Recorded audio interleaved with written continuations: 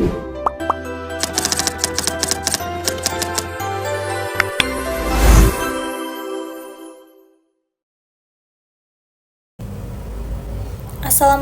warahmatullahi wabarakatuh.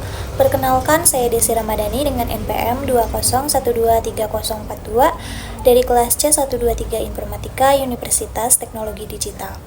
Video ini saya buat untuk memenuhi tugas ujian akhir semester pada mata kuliah Internet of Things.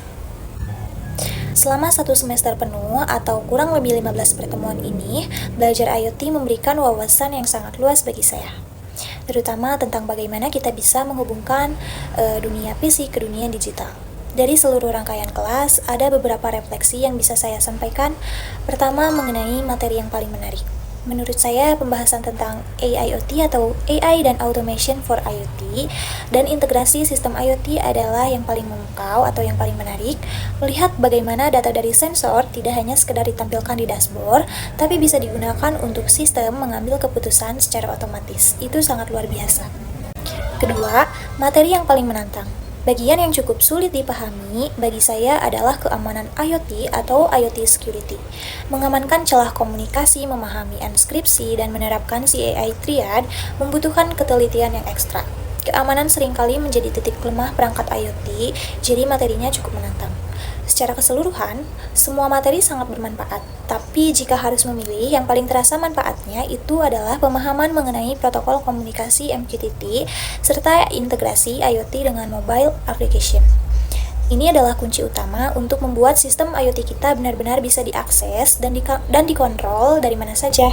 Lalu terkait pengalaman praktikum, momen yang paling berkesan adalah ketika membuat jemuran otomatis berbasis ESP32 yang dihubungkan ke Telegram menggunakan protokol MQTT, berhasil membuat alat yang bisa menyelamatkan pakaian dari hujan secara otomatis dan mengirimkan notifikasi ke Telegram.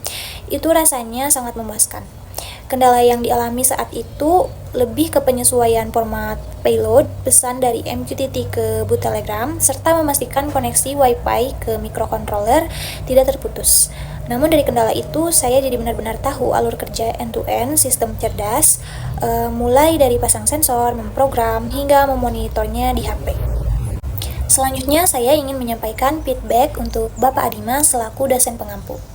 Cara Bapak menyampaikan materi sangat terstruktur, step by step, dari hardware sampai ke cloud.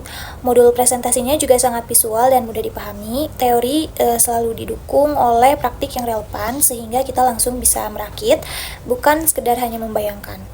Interaksi dengan mahasiswanya juga sangat seru dan komunikatif. Saran saya, pendekatan project based dan diskusi interaktif ini sangat perlu dipertahankan. Mungkin kedepannya saat sesi praktik integrasi hardware atau kedepannya waktu untuk troubleshooting atau debugging error bisa sedikit diperbanyak, mengingat sering terjadi kendala teknis di komponen fisiknya. Untuk ide inovasi, saya mengusulkan MedTrack, kotak obat pintar AIoT untuk lansia.